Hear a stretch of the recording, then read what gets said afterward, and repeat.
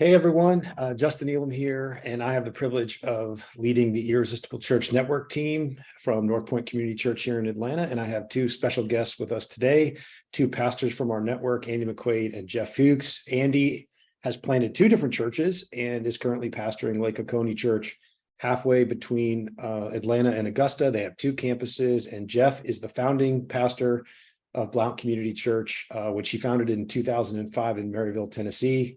Andy, Jeff, great to see you guys. Thanks for being with us. How are you guys doing? Doing good. It's good to be here, Justin, and excited to be a part of this conversation. Yep, me as well. Thank you, Justin. So before we move any further, I feel like there's really something important. I see myself as the host representing, the audience. And I think one of the things the audience needs and wants to know is, Jeff, when you originally sent your original headshot in for the bio, it was a little bit different, shall we say. And you confessed that you lost a bet, which is why that headshot was sent in. However, you never shared what the bet is. And I think the people want to know, what was the bet you lost? That was actually the first time that I even shared that was a bet lost. And to keep a little bit of integrity for myself, I don't think I can really share about what that bet was at this time. So I apologize. This is a family program. This is a family program, so I appreciate your discretion. Was a bet I shouldn't lost. I will say that. It was a sure thing. It was a sure bet. Apparently not. All right. So today we're going to talk about something that I know is near and dear to both of your hearts.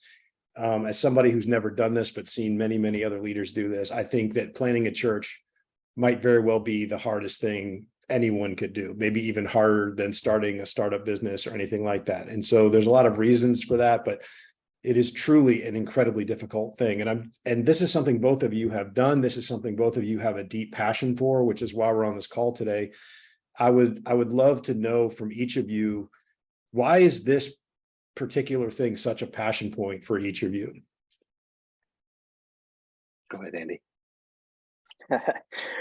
For me, it's a passion point because I am really I'm just really driven by the idea that if we're going to reach people who are close to us but far from God, there are some phenomenal churches out there that are doing some phenomenal things.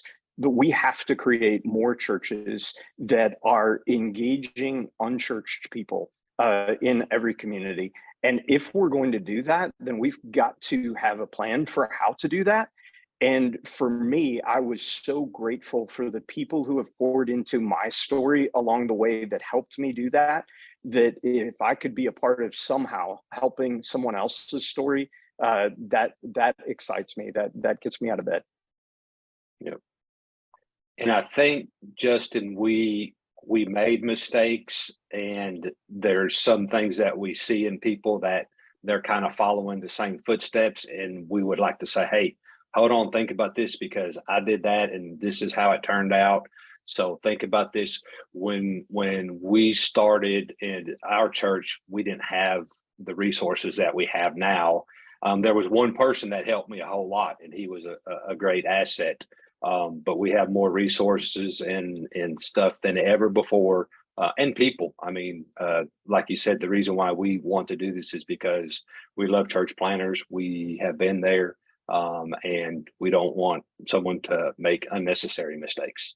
Yeah, for sure. It's hard enough, right? So we can all use all the help we can get. So before we dive into the actual framework of the conversation that you guys kind of gave us today, I want to just remind everybody of a couple things. One is, as always, when we talk about, any type of topic regarding strategy or how to do church or whatever, we're always moving in between several different categories. And those are principles and practices and preferences. Now, principles are something that transcend personality, they transcend geography. These are things we can all incorporate into whatever we're doing, in this case, church planning or other startups. Then there's practices. Practices might look different, for example, in Maryville, Tennessee, and in Lake Oconee, and in Portland, and in Austin, Texas. So practices differ depending on a lot of variables. And then there's preferences. In this case, Andy is wired a certain way, Jeff's wired a certain way. Because of those preferences, they're going to manifest themselves in the choices they make as leaders. And so we just want to acknowledge right up front, we're going to move in between those three things. And at times you're going to not resonate because maybe that's not your personality or preference. That's fine. We're just going to weave through all that stuff and hope there's a lot of helpful information in there for you. The other thing is, undoubtedly, we're going to just present some information for a period of time, and then we're going to want to hear from you all. And the way you can do that is in the chat. Just go ahead and register your question. At the end, we'll sweep back and we'll answer as many questions as we have time to. So assuredly along the way, there's going to be a gap and you're going to say, oh, I wish he had said this, or I missed that. Go ahead and throw that in the chat and we'll get to it. So with that, we asked you guys to kind of give us a framework that we could sort of cover in this 40 minutes or whatever. And you kind of came up with, basically you distilled your lessons into 6 key obstacles, 6 challenges that church planners face. And the first of those is just strategy. So Jeff, why don't you start us off? Tell us a little bit about what you mean by that word and how specifically it applies to the church planting situation. Yeah. And this is a strategic obstacle. And I think it's likely the most common one that we see with church planners, and it's selecting a launch date without knowing benchmarks, or kind of arbitrarily picking a date. And then that is the proverbial tail that wags the dog. And I tell church planners when I meet with them, this is unlike planning a wedding. So when you plan a wedding, you pick the date and then you kind of fill in flowers and clothes and food. Sometimes the bride will look at a venue and do the venue and date together, but you pick that date and then you kind of fill it in. And that's real dangerous when it comes to church planning, because there's these benchmarks that absolutely have to be met before you can launch a church. And so the first question that we get when we talk about benchmarks is, what are they? What are the benchmarks? And that's kind of how we design the program. But benchmarks are, I don't think they're preferences. I think that they are marks that have to be achieved, or the launch is not going to be healthy. And they would be things like family ministries, systems, and strategy. Assimilation or engagement. I called it assimilation when I did it long ago, and it's kind of an old word, but the connection, strategy. You have a venue or a building is a benchmark that obviously has to be checked off before you have equipment, your budget, your startup budget, and your first year budget. So those are some of the benchmarks that have to be dealt with or planned for before launch. In our town in Maryville, it's a little town, we had a restaurant that has been under construction for about a year, and it had a sign in it, opening August 23. So I had one of those big construction signs out front, and everybody was waiting, and I was waiting for the new restaurant. It was open a couple weeks, and I took a group of folks over there, and we got there. When I went to what I thought was the front door, it was locked. And so I had to kind of walk around to the other side. I go inside and I'm with these folks, and we're really expecting a grand opening. Man, this thing's launched and good food. We get up to the counter and it's dirty. The garbage can is overflowing. They got 2 kinds of beans and they're out of beans. So I'm like, man, this is not good. And then what kind of crossed over the line for me was they were skimping on the beans that they did have. So they ran out of one beans, then they're cutting me short on these beans. Then we sit down after we make our order, and you would think I'm making this up, but I'm really not. The chips were stale. So we got this good cheese dip and the chips are stale, and we're sitting here and there's probably 8 of us, and we're like, we're not coming back.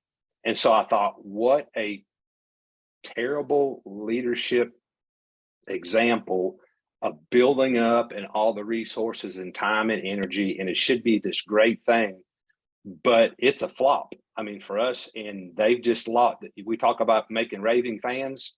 Well, I've already told people that I'm not going back. And so that's what we don't want it to happen. Mm-hmm. And once you have that launch date and you don't understand what has to happen to get there, it can feel really bad. And we don't want that to happen. So the bottom line then is, don't launch your church if you're going to have to skimp on the beans. Or have stale chips. Stale chips, yeah, that'll preach. Yeah, it's all right. All right, Yeah, Andy, what would you add? Sorry, I've interrupted you, Jeff. Andy, anything to add on there?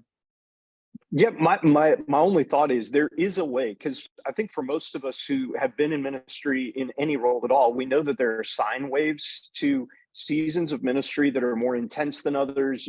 There's more momentum, more bang for your buck when you do something in this season than in that season. Yeah, back to school versus summer, for example. And that's where our mind goes when we think, oh, I'm going to launch a church, so it's got to be here, here, or here. There is a way to reconcile those time frames to the strategy that we have to have in place, those benchmarks. But we've got to start with the benchmarks, not with those time frames, not with those dates. It can inform it, but it isn't where we start. And that, I think, stands out to me. And the launch date's important. It helps with accountability and gives you a goal. But when that determines the other decisions, it can really be a flop. So one benchmark, and I'll wrap up my part with this, Justin, is we have one of the guys who is in our pilot program with the church planning. One of the benchmarks is a business plan, and he called it a prospectus. And this is an excellent example of hard work, of work that he did, much harder than what I did. Mine didn't look near as pretty as this, but in this document, it looks good. He's got strategy in it. He's got some budget stuff in it. He's got demographics. He's got some whys and answers some questions. And the work that he put into doing that is going to make him a whole lot more prepared. But he's also going to use this for two really important things: one, for vision casting, and two, for donors. So it is a document that is, I don't think it's a preference. The work and planning, this is a benchmark that has to be done in the beginning that's critical to successful church launch. Okay, one more question, and then let's move on to the second obstacle. And that is, so I've seen this where, Andy, as you mentioned, there's these certain seasons that church planners shoot for because they're key moments in the life cycle of a ministry year. School, launch in the fall, start of the calendar year, Easter Sunday. I see tons of church plants targeting Easter Sunday for obvious reasons. Would you two say that it is far better for you to miss one of those key windows than try to push yourself to hit that date, only to open your doors with something far less than you knew another month or two would have bought you? Would you say that's kind of the principle here, is hitting a key Sunday is far worse if you're not ready than if you waited until your benchmarks? Would you agree with that? I would 100%, because you can find another momentum point. You can build up to another momentum point. You have a bad opening, and that's what everybody remembers, and that's what they invited to. That's what people leveraged their relationship to invite for, and then we didn't deliver. Okay, so next, go ahead. Were you going to add something, Jeff?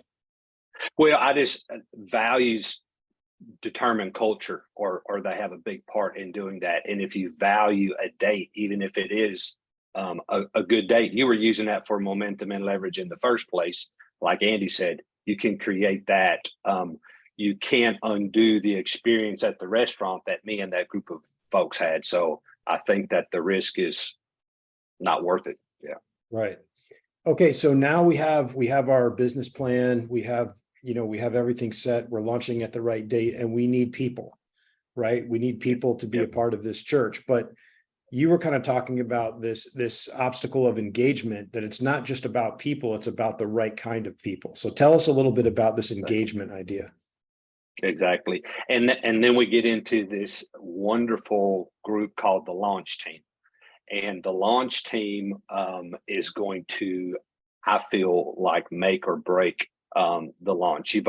Assuming that we've got a leader in a church planner, that leader is going to realize that they cannot do it alone, and they have to have a launch team. And what we see is people can gather some attenders sometimes, but they're not the right people to be a part of a launch team. So the launch team, they have to be engaged somehow, and they have to make a commitment in giving. And giving is going to be one of the biggest obstacles that a church planner is has to deal with and work through. So the launch team has to know that they are committed to giving, they're committed to serving, they're committed to attending and inviting other people. And what I saw a couple of times, and it kind of surprised me, is people are gathering attenders. They're interested and they're curious, and that's okay to start there, but they're not a launch team. There's a difference between launching and planting. And when I first, this would have been one of the biggest mistakes that I made in starting the church that God allowed me to be a pastor of. But my first plan was to just start with a small group and plant. And I planted a garden in the spring, and I didn't call Andy to say, hey, Andy, come over here. I'm getting ready to put a tomato plant in the ground, or I'm getting ready to put a seed in the ground, because there's nothing exciting. There's no risk in doing that. It doesn't come up, I put another one in. When you launch something, when I think back to the space shuttle program, and I know that kind of dates me, but I was at a conference in Ocala, Florida, and the leader was telling us and teaching us the difference between planting and launching, and he timed the break just right. And he was talking about, hey, nobody calls anybody to come over and watch them plant seeds, but let's walk outside. We walk outside, and one of the space shuttles were launching, and there were thousands of people lined up on the streets, and we stood out there with tens of thousands of other people, I suppose, and watched that thing launch, because it's much more high. It's high risk. So I would have made a huge mistake by planting with the small group. And that mentor helped me to go much further, much faster, by understanding the difference between planting and launching. But you need a launch team to launch, and the stakes are much higher. That makes sense. Plus, that may be the all-time teaching illustration. It was awesome. And we didn't know. Yeah, it was so cool. Hard to duplicate for the next class, but I could never. Yeah. All right. Andy, what about you? Any additional thoughts on the launch team idea? Yeah, I had it just in the last couple of days. I heard something that clarified it for me. Craig Rochelle was talking about crossing lines of engagement. And he said there's the first line that is, I believe enough to benefit from it. Second line is, I believe enough to contribute to it comfortably. Third line is, I believe enough to give my life to it. And he made the statement, that's where momentum begins. When I believe in something enough to give my life to it.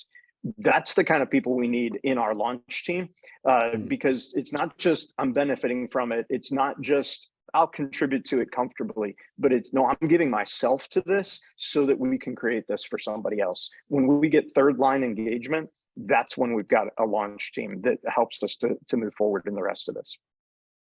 All right. So give me like a practical. So here you are, church planner, you're meeting people in the community that have expressed interest. And part of what you're doing as a leader is you're trying to figure out what level of engagement am I dealing with here? How do you go about that conversation? Do you invite that person to a launch team and define what that means? Do you wait and feel their energy and go, oh, this is launch team material? How do you do that sort of conversational vetting as you're meeting potential people that would be interested in your church? Jeff, how would you answer that? Yeah. Well, to me, the launch team is the first test of a church planner's leadership, because if they can't determine who's going to be leaders and who's going to be committed and start the growth process of, I wouldn't not have somebody a part of it who wasn't ready to make the commitment that a more mature believer was. But if I'm not able to grow that person's faith, and so to me, if you can't grow a launch team, you're not going to be able to grow a church. But it's not real black and white. I think it's more of the leadership stuff where I'm seeing if this person is a leader. I'm certainly with everyone letting them know, hey, the launch team expectations are higher than somebody that's just an attender. So I think that's really important to be clear on expectations. I've seen people now, and I've not heard of this before, but they're having a core group and a launch team. And the core group is, I was like, why are you doing this? The core group are attenders who are not ready to make a launch team commitment. And strategically, I know what he's trying to do. And 2 people are doing this now. And I'm curious to see how effective it is, but they've lowered the standards for folks to be a part of it, and they can kind of stick around. But to me, that's a leadership thing, and it's fun to be able to start developing leaders. But we know it doesn't take leaders long to identify other leaders. All right. So real quick, we'll move on to the next obstacle. What is the number in your head if you're planning a church and you go, I want this many members of a launch team? Like what's a rough number that besides 2,000, like what's a number that you feel comfortable going, this feels good if I can get a launch team of this size? What's just your gut reaction to that? My gut reaction is within our team, we fuss with each other about what ideal is, because some people have successfully did it with a dozen or a little less. I had 50 people and it worked out very well. We know some guy whose goal is 200. He's in a unique situation. So there's a lot of flexibility, but and it depends on somebody's area, the population, the gotcha. demographics. So it's kind of tough, but if you can't get 12, 15 people, I would say shoot for 50, because that's what I had and it was successful. If you can get more. Andy, what do you think? I'm borrowing from some wisdom of some other guys on our team, but talking through some of those metrics, when you understand what it's going to take to operate this, so you have a financial metric that you've got to have this much money or this thing is not sustainable, recognizing that you're going to drop off from your attendance on that launch Sunday. So we've got to have a core that sustains this. We have this big wow, and then it drops back down. How is this sustainable financially and with ministry teams? You have to have enough people and enough dollars for this ministry to be sustainable. You're not just trying to get to launch day. You're trying to get past launch day when it grows small again, and then you have to build it back up. Those metrics are going to inform how many you need in that launch team. And I think you just have to sit down with people and ask hard questions. Will you commit to this, and this? Otherwise, this can't happen. And I need people like you. Do you believe in this mission enough to do this? Yeah. Wow. Which goes back to what you said, Jeff, about when you imagine having that conversation over again and risking rejection, that's a test of leadership. Like you're putting yourself out there. So that makes sense. Okay.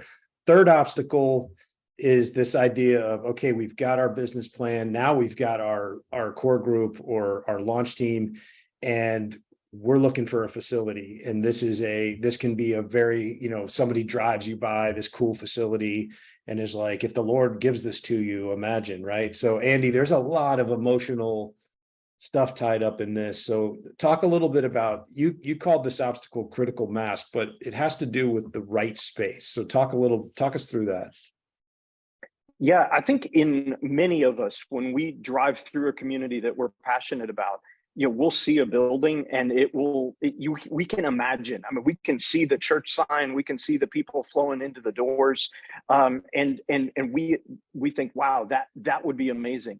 Or there's that person in your group, in your launch team, that comes alongside you and says, now you realize if we rent this, I mean, we won't be able to keep the people out of it. I mean, they will just flock here because it's such a great venue.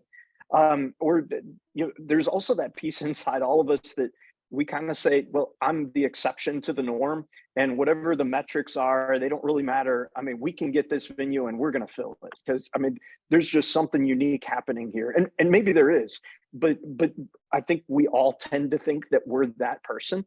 And what we end up doing is we contract the ideal space rather than the space we need. And so when we're looking at what does that launch look like, what does it look like as we have preview services, what does it look like as we get this off the ground? By contracting the space, the ideal space, we can strap ourselves financially to where now we're paying this amount out and we're not really even bringing it in, or it's not sustainable unless we grow in leaps and bounds. Or we end up strapping our volunteers with all the pre-work that has to be done to convert a space, because it's so big or so massive or so spread out that we can't sustain the space that we've ended up in. And while we walk into a room like that with, extra seats by the hundreds, we see potential. But a guest walks into those rooms and they see disinterest. They think, wow, nobody's actually passionate about this. I don't think I want to be either.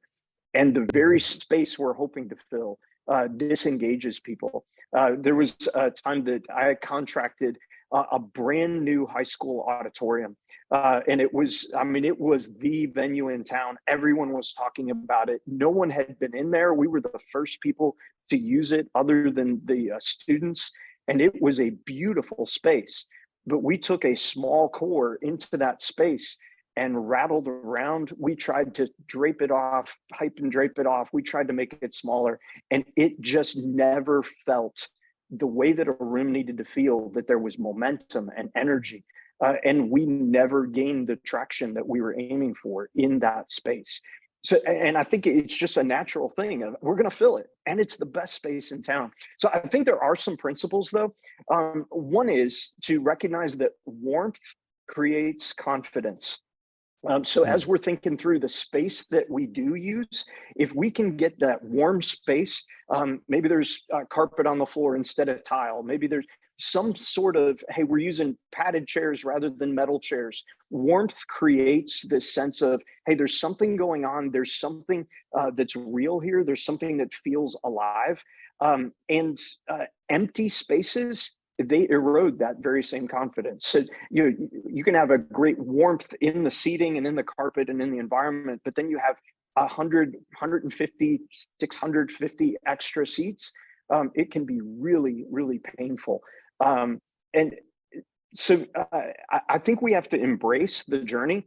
And that journey may look like a living room that we pack out, and there's warmth there because it's just the right size for the 12 people we have, and we grow that a little bit, and then shift to the condo community clubhouse, to the community center, whatever that journey looks like, but scaling appropriately, but keeping warmth in mind. But at the same time, I think we've got to talk about where we're headed. Hey, this is a stopping point. We're not there yet. I remember a time I was doing music in a venue the way we had to do music in that venue, and it wasn't the full band we were planning. And I had a high capacity person pull me aside and say, hey, is this all we're aiming for? And it reminded me, oh gosh, I have to talk about where we're headed, not just about where we are. So warmth creates confidence. Adding seating adds momentum. So the ability to set more chairs on the floor. I try to put less chairs on the floor than I need so that I can set more chairs out. And there's always this awareness of, oh gosh, we added more chairs. There was more opportunity here. People, they get excited because we're winning. And at the same time, remembering that inviting slows when we're somewhere post-COVID. It's a weird number now, but 70% is for sure. Inviting slows down when we're 70% full. It used to be 80%. We used to talk about the venues full when we're 80% full. That number has dropped. I would argue it's even below 70, but for sure, 70%. If somebody can't envision where a family of 5 is going to sit alongside them if they invite them, then they stop inviting. And so we've got to pay attention to that side. So we can't go too big, but we also can't stay too small, or we'll actually cap our growth. Yeah, that makes sense. And I think everybody probably listening to this, certainly you guys have seen it, but I've certainly seen situations, and like I said, I'm sure everyone else has, where getting this one decision wrong may be the very thing that undid the entire church plan. Like the wrong starting room was the thing that never allowed it to grow. So what you're talking about is both understandable from big vision people who part of what led them into this is their vision, and they can see the beautiful facility full of people, but also just the grind to get there. If they miss that, you're right. An empty room feels like what's wrong to the attender, Yeah. So let's talk about obstacle 4, intentional steps. This is that temptation. Andy, I love the analogy you used with me earlier, and I'd love you to share it about the temptation that happens about, hey, what happens when people see themselves there? If only you would add, name it, ministry, right? So talk us through the obstacle of intentional steps a little bit. Well, especially coming out of critical mass, you have this idea of got to fill the room. I have to fill the room. That indicates something's happening. So then when somebody comes up to us and they've got a family of 6 and they say, hey, we'll come to your church if you're going to run this program. Are you going to do this? And the temptation is to say yes to them because we need 6 bodies in a seat so that we can create critical mass. And the same thing happens when that person who you sat with on your launch team said, hey, I want you to know I'm going to give X every month towards this mission because I believe in it so much. And then they come back and they said, hey, I thought we were going to create this program that I'd really like to see in our church. And if you're not going to do that, well, I'm probably going to have to take me and my resources and go somewhere else. And as a leader, as somebody who's starting something, everything in you goes, I can't lose them. And at that point, you end up saying yes, rather than probably what we should say, which is no for now, not no forever. And that's not original with me. But that phrasing, being able to look at somebody and go, hey, that is a great idea. But unfortunately, because we're doing this, and we're trying to win here, that's a no for now, but not a no forever. But for me, I landed on that. I had a family walk up to me. They were huge volunteers in our elementary environments. And they said, hey, our kids are aging out of the elementary environment. This was very, very early on. And we had strategically not started student ministry yet. And there was some systematology behind that. But for us, we hadn't started that yet. And they said, we're going to have to go somewhere else if you don't have something for our students. And I had to say, I get it. I understand it. Yeah. If I were you, I might even do it. But for us, it's a no for now, not a no forever. And it was painful. Yeah. But it was the right step to take.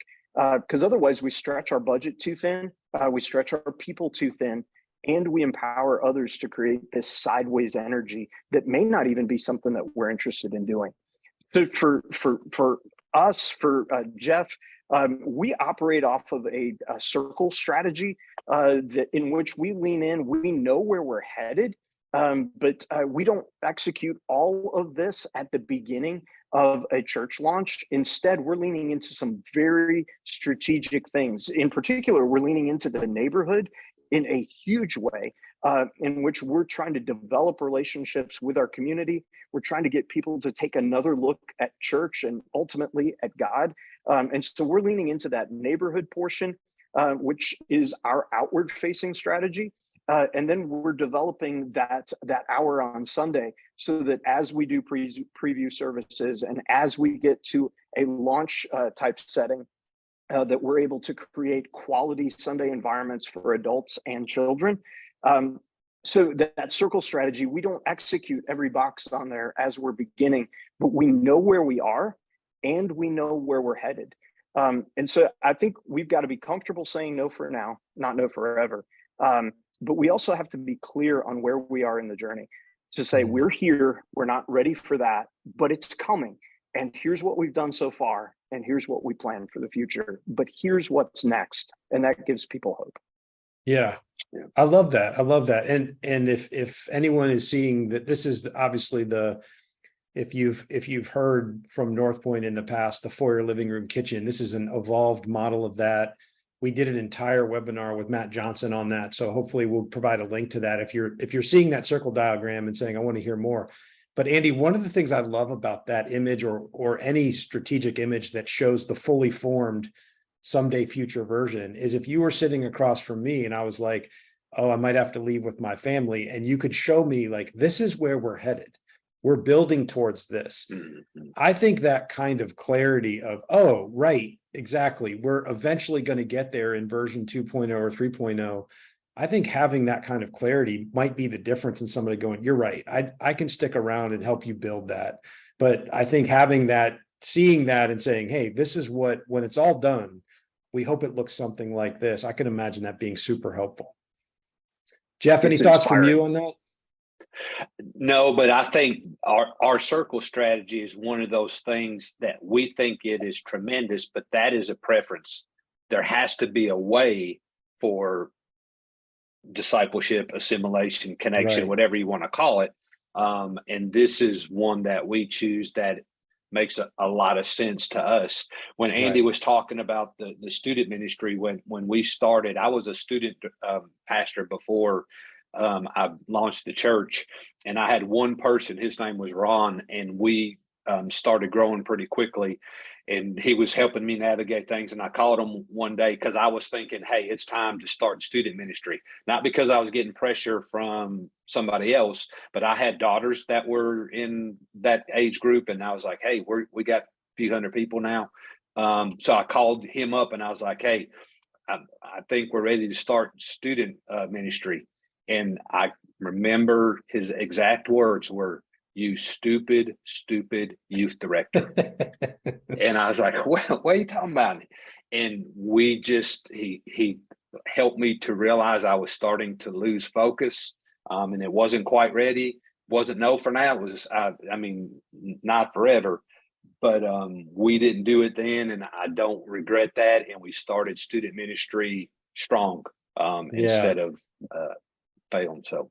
Yeah, that's great. I'm glad both of you have that anecdote to be able to say it's an emotional moment because you could be losing a really key family. And when you're trying to build momentum, every one of those departures hurts, especially when it's not because they're necessarily offended. It's because you don't have a program you want to have someday. So the next obstacle is something that we're calling structure. But really, I think when you described it to me, what it drills down on is, hey, the only way to effectively plant a church is to hand off leadership. Like it's just necessary to give away significant pieces of leadership in order to scale that church and bring momentum. But I think you had some valuable insight on, hey, what is the right type of leadership to give away? Because in the process of delegation, there's actually a pitfall or a trap that church planners can fall into. So talk a little bit about what that sweet spot of delegation is and where the pitfall is in sort of handing off leadership.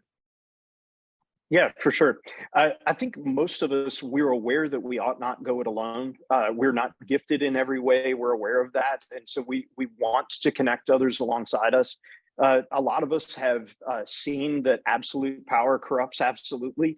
We may have worked for absolute power in the past. And so we don't want to duplicate that. And at the same time, we know that we need to create critical mass and financial stability. And so we perceive that the way to solve all of that is to invite people into the deciding. And as we do that, we invite people into making decisions. And as a result, those who are still learning this new vision for a different kind of church for our community, they're still learning what the wins are, but those people who are still learning are now defining the wins when we've given leadership seats to them. And we end up with decision makers rather than doers. And we, in essence, have surrendered our vision.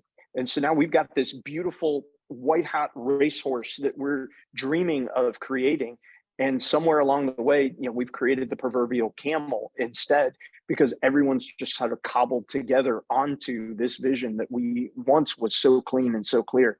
So I think we've got to recognize that there's a difference in structure, because the structure you need at the beginning is not the structure you need for the sustaining. You've got to have a nimble organization, and you've got to have a diversity of leadership teams with different gifts and things like that. But if we jump in and try to create those on the front end to avoid some of the pitfalls that we discussed, we're going to end up with this crazy thing that doesn't look like our vision at all. And so ultimately, yeah, we need wise leaders on specific teams, but initially we need contagious vision carriers. That is where we need to lean into. So we then are, instead of inviting people to certain teams, like leadership roles, we're inviting people to, we're really recruiting leaders. We're recruiting team leaders. Hey, you're part of a setup team. Hey, you're the leader of the children's volunteers. We're recruiting point leaders and we're recruiting group leaders. That's the approach I would take. That's obviously customizable to your approach, but recognizing I need team leaders and group leaders. These are highly contagious people who can lead others. And then I'm pouring my time and energy into them. And maybe I'm sharing benchmarks with them and budget with them, getting their collaboration on this. But I'm also talking about people's stories. Where are we winning? Where are we seeing life change? And what does a win look like in our organization for this mission? And then those leaders begin to share those contagious win stories. And yet at the same time, you're able to look at a donor and say, here's our current structure. I have these leaders and these leaders. And donors are inspired by there being structure, not necessarily by the kind of structure you have. So they don't really care whether you've got where you hope to be one day. They want to know, do you have structure now? Is there appropriate accountability now? But we don't have to build what we're aiming for ultimately in the entry days. Yeah, that makes a lot of sense, that delegation is absolutely necessary and essential, but it's finding the right people and delegating the right things. It is absolutely critical. So Jeff, I want to give you the last word so we can transition to questions here. Obstacle 6 has to do with self-leadership, and it's, you were talking about, it feels like we circle this all the time, but I don't think it would be, when you brought it up, I thought this is absolutely the appropriate thing for us to sort of end this portion on. Talk a little bit about this self-leadership for the church planter and systematic leader, what you called systematic leadership. Yeah, and initially we didn't want to put a leadership thing in there because it's always a part of everything, but specifically as it relates to church planning, we forget to lead ourselves rather than crafting a system for ourselves and for others. And the reason why this is unique for church planners is because there are so many thrills and excitements and heartaches.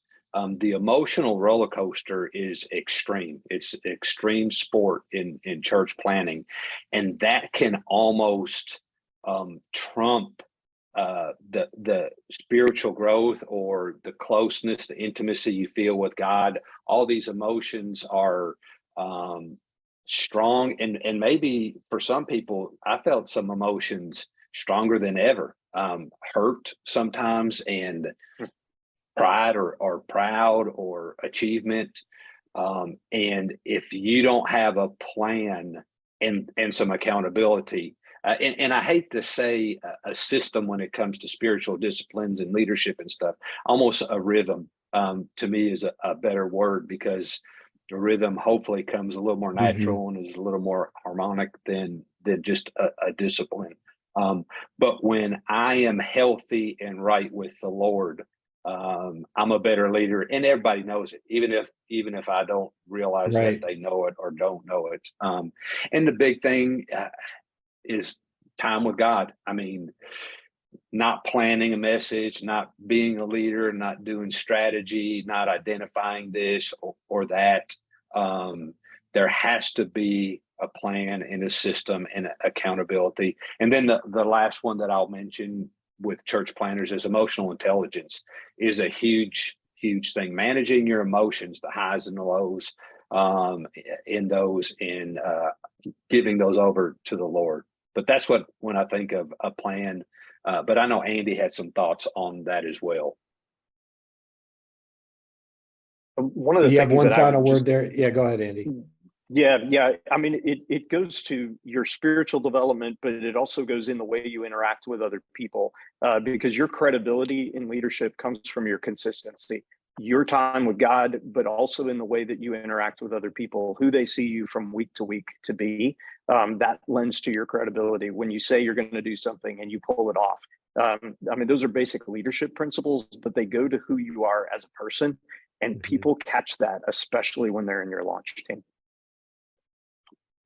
Yeah, I think we could do a whole session just on the cultivating the private, healthy spiritual life and all that means to leadership at every stage, whether you're leading a mega church or a church plant. So I'd love that you guys ended there. So we're going to pivot to Q&A now. But before we do, I want to pull up a slide, because this is something I I really think is an awesome opportunity, but I also think it's a great reflection of our network, and I'm proud of it. I'm excited about it. And that's because it was your all's idea. So, we always had on our heart someday in the future to do church planning, but you and several other leaders in our network said, we can't wait. We need to engage leaders now. We need to give them something that we didn't have. And so you created this church planning program that we sort of are helping support. But this is where church planners get coached. They get to have all the deeper conversations. They're alongside other church planters, and they have an individual coach. So if you are a church planter and you have not found a group of people to walk through this journey with or be coached by, I would highly encourage you to consider this opportunity. I mean, these are two of your coaches right here. There's others that are ahead of you, and they've done this, and they want to help build this with you. And it's a safe place for you to go and process all the challenges of church planting. And so when you guys said, this is what we want to do, and we heard it here on the team, we thought we got to figure out a way to get this going, because there's so many leaders out there that this very program could be the difference between a successful launch and a deep struggle. So I love this idea. Any thoughts you guys have before we jump into questions about this? I know you guys are already in motion on this. Any thought on the program, the church planning program? For me, it's representative of when I came alongside. There was a core that we built from to create Lake Oconee Church. And I would almost every month, I would drive 2 hours and sit with a lead pastor who had done this himself. And I would pick his brain with all the questions that I had. And then I'd drive back, and I wish that somehow I could put him in my pocket and take him with me. And this represents the ability to get so much of that real time, hey, here's where I'm at, from other leaders. And so to create that for somebody else, it was so invaluable to me. So that's why I'm leaning into it and excited by it. Awesome. And Justin, I read, it said new churches are amazingly creative at finding ways to get into trouble. And I represent that. When I was younger, I was like, how did I get here? How did I end up making that decision? And I had at least one person that was always there for me. And we believe that more now than ever before, that new churches, especially the kind of churches that ICN is distinctive about, being irresistible in our communities, are going to be the ones that carry faith to the next generation. And so it's huge to us and close to our hearts. And we think we don't have all the answers for sure, but we could help some for sure as well. Yeah. And I love that you guys drove this, and I think it's going to be helpful to a lot of leaders. So jumping into questions, this first person, I think, Jeff, was sort of confused when you brought up the launch team and core team idea, and you weren't necessarily advocating for that. Yep. But when you mentioned it, somebody asked, okay, so what is the difference? Like, what's the difference between a launch team and a core team? So, yep. I didn't do a core team. I did a launch team. I've talked to 2 church planters who have core teams, and their core teams, as they describe them to me, have less of a commitment and an obligation than the launch team. The launch team is the group of people that hopefully is going to help you launch the church, and they are making a commitment to financial support and attendance support and inviting people support and serving support. And the core team, as defined by other people, don't have those commitments. But I'm not advocating that. I was just saying that's a new thing that I see. Right. All right. So this next person has a question around this launch team idea. And what they want to know is, what would you all recommend if you're trying to go from 15 in your launch team to 50? What are some things you would do to actually build that team? How do you get the word out to even get across the table from those people? How do you add, like, let's say you start with those 15 and you want to grow it the next 2 or 3 rings out. How do you even get there? What are some things you would do to get in front of those people and to build it? I think one of the first things I would do is go to the 15 you have and ask them, who are 5 people that I need to talk to? who are 5 people you know that you'd be willing to introduce me to, that I could tell the story of what we're trying to do here.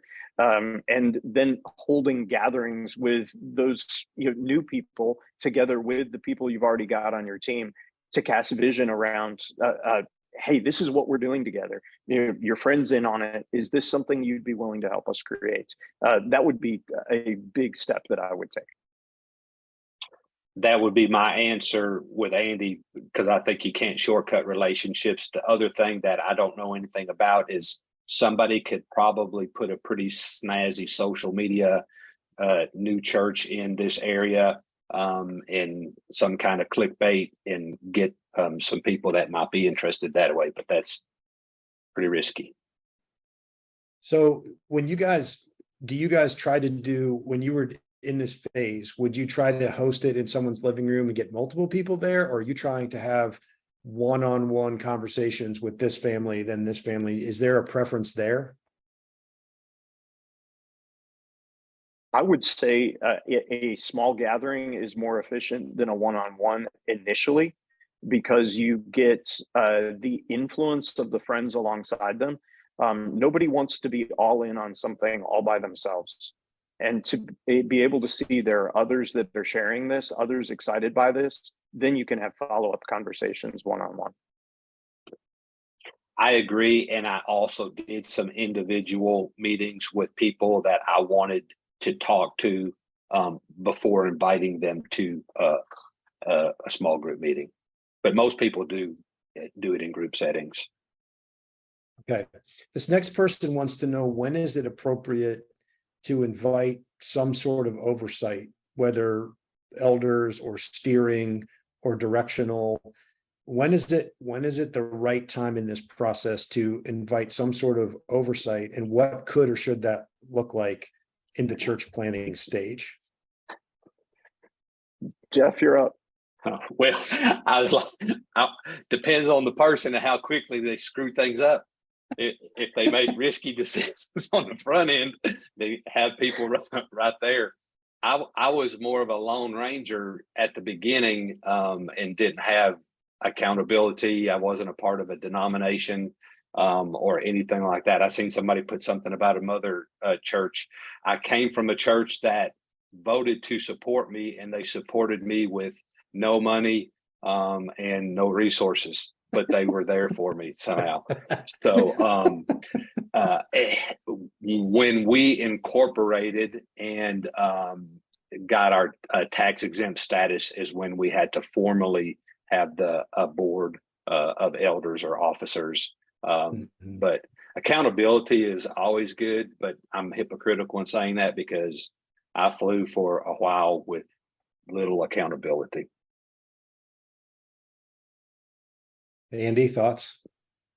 Yeah, I go back to the idea of, if you invite accountability too soon, then you can jeopardize your vision, because then everybody's trying. If you invite someone into the conversation and ask them what they think, what their opinion is, everyone has an opinion when they're asked. Everyone. And so then you're fighting the very group of people you've invited into that conversation if you're not careful.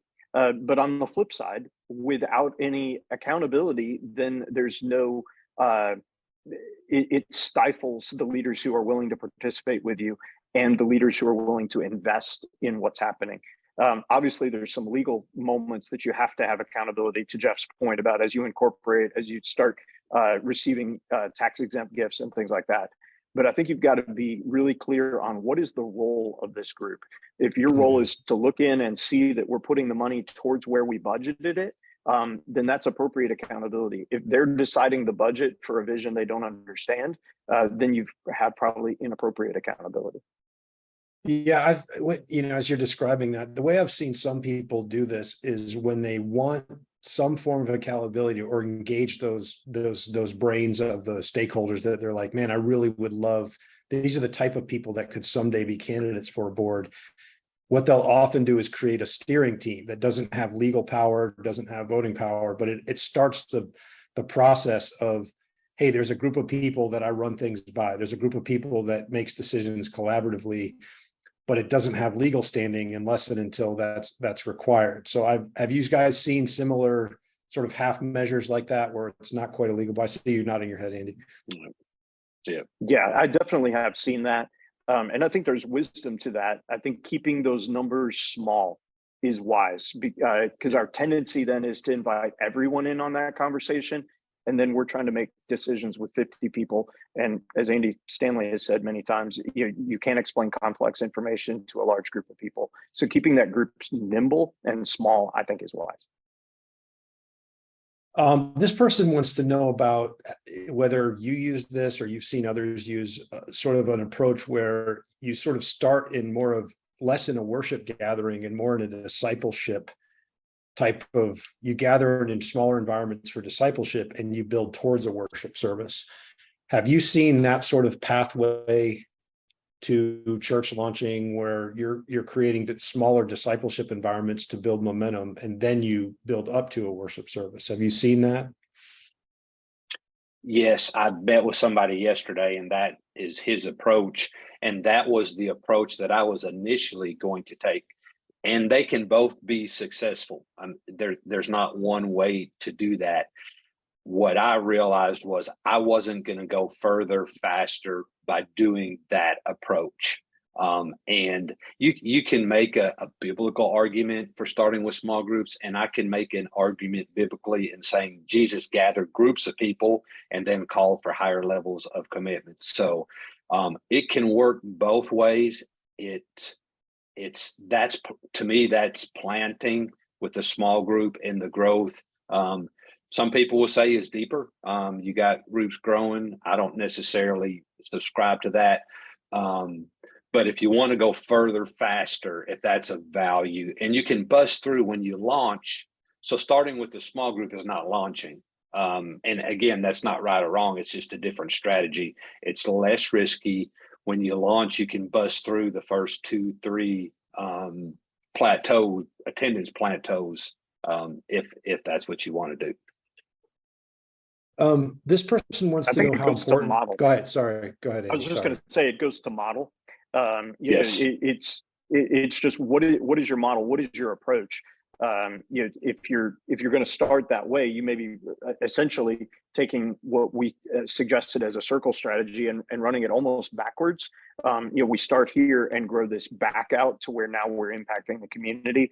But to Jeff's point, I think there's the potential for having a more sizable impact more quickly if you start by influencing your neighborhood and then into the foyer and living room. All right, this last question here is about it kind of, you already kind of saw it, I think, Jeff, but it sort of touches on, hey, how important do you all think it is to have some sort of sending church or sort of parent organization that sort of launches you? What are your thoughts on that idea? Super great if you can get one. If you don't get one, you can make it. Yeah, I mean, a lot of times it makes things easier with the finances. Depending on proximity, it makes things easier with building critical mass, maybe even securing a location. But there's sometimes baggage that comes with that.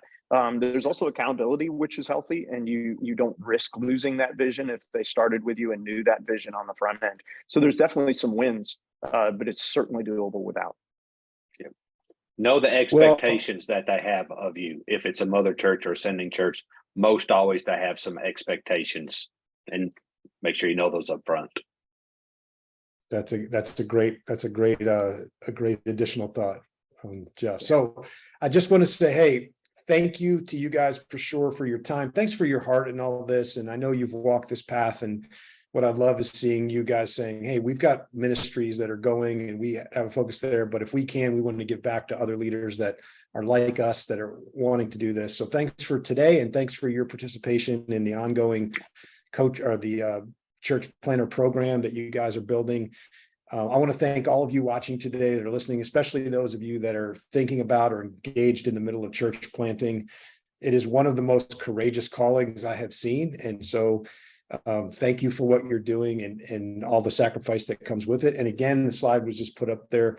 if you're somebody who is like, I feel called to this, I'm knee deep in it, and man, what I'd love to have all the conversations we're having and all the other conversations with a group of, people that are ahead of me and peers that are with me in it, I would strongly encourage you to consider this program. I think it's a great opportunity. These guys built it, and I've seen the materials they built. It's really, really phenomenal. So thank you to you all. Thanks for all of you who are out there investing your lives and giving your lives to the church, which we all believe is the hope of the world. So have a great afternoon. Signing off from the Irresistible Church Network. Until next time, we'll see you guys. Bye-bye.